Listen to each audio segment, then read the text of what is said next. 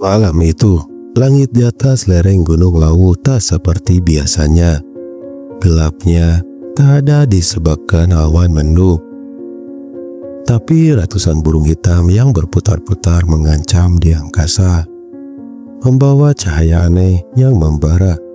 Dan 5 menit kemudian, bumi terbakar. Tapi yang paling mengerikan bukan apinya, melainkan bisikan yang terdengar setelahnya. Di sebuah desa kecil yang terletak di kaki gunung, tinggal seorang guru ngaji dan petani sederhana bernama Mbah Sastro. Di usianya yang sudah menginjak 70 tahun, Mbah Sastro dikenal sebagai sosok yang tenang, bijak, dan sangat dihormati oleh warga desa. Ia hidup bersama cucunya, Dimas, remaja 17 tahun yang cerdas namun sering mempertanyakan hal-hal spiritual. Di sana merupakan desa yang damai, dikelilingi ladang teh dan hutan pinus.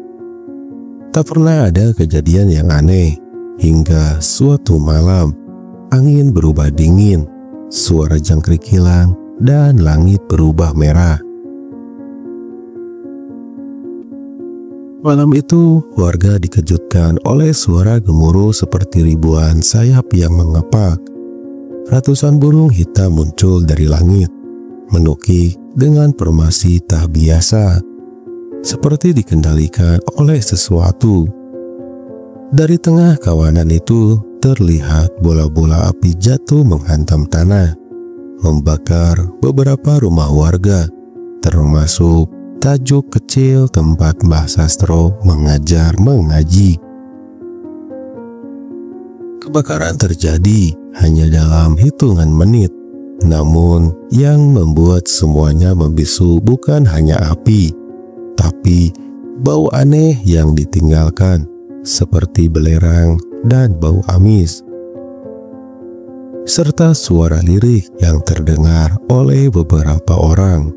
Waktumu hampir habis. Keesokan harinya, berita ini viral. Tim ilmuwan, jurnalis, hingga paranormal datang ke sana. Namun tak satu pun bisa menjelaskan fenomena tersebut. Bahkan CCTV yang mengarah ke langit mengalami gangguan aneh, seperti distorsi magnetik. Mbah Sastro merasa akan ada kejadian yang lebih besar terjadi. Ia mulai mengingat mimpi-mimpinya seminggu terakhir tentang burung-burung hitam dan seorang anak kecil menangis di tengah lautan api. Ia mencoba memperingatkan warga agar bertobat dan lebih mendekatkan diri kepada Allah. Tapi banyak yang menertawakannya, termasuk kepala desa. Sementara itu, Dimas, cucunya yang awalnya skeptis, mulai mengalami mimpi yang sama. Ia melihat langit terbelah, dan dari sana cahaya menyilaukan turun membawa suara yang berkata, "Bumi ini sudah terlalu lama dikhianati." 7 hari setelah kejadian pertama, fenomena itu terulang, tapi kali ini lebih luas dan mematikan. Tidak hanya di desa itu, 3 desa sekitar juga terbakar mengalami kejadian aneh. Banyak burung mati berkelimpangan dengan tubuh terbakar, namun anehnya tidak ada tanda luka di tubuh mereka, seolah-olah mereka terbakar dari dalam. Mbah Sastro jatuh sakit. Dalam keadaan lemah, ia memanggil Dimas dan berkata, "Iki bukan kejadian alam le, iki teguran. Allah ora turu. Iki ujian dan dalan peringatan. Ojo lali sopo sing gawe urip. Ini bukan sekedar peristiwa alam, nak. Ini peringatan. Allah tidak tidur. Ini ujian. tanda, dan peringatan. Jangan lupakan siapa yang menciptakan kehidupan. Di malam terakhir hidupnya, Mbah Sastro berdiri di tengah reruntuhan tajuk musola dan berdoa. Tiba-tiba langit kembali memerah, burung-burung datang lagi. Namun kali ini mereka berputar di atas kepala Mbah Sastro, lalu lenyap satu persatu, meninggalkan cahaya lembut yang jatuh ke tanah.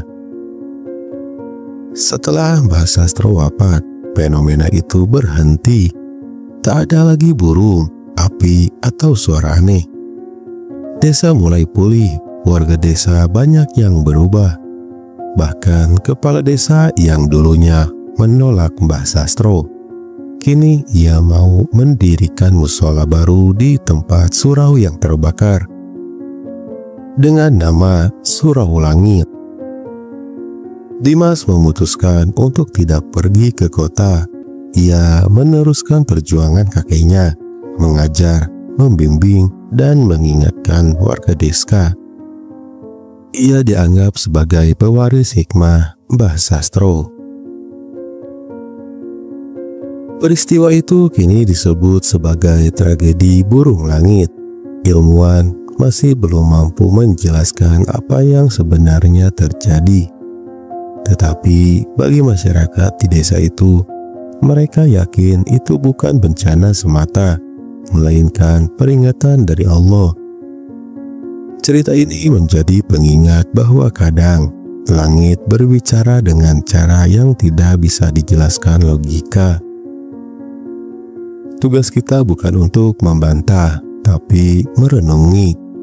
Apakah hidup kita sudah benar? Karena bisa jadi suatu hari nanti burung-burung itu akan datang kembali.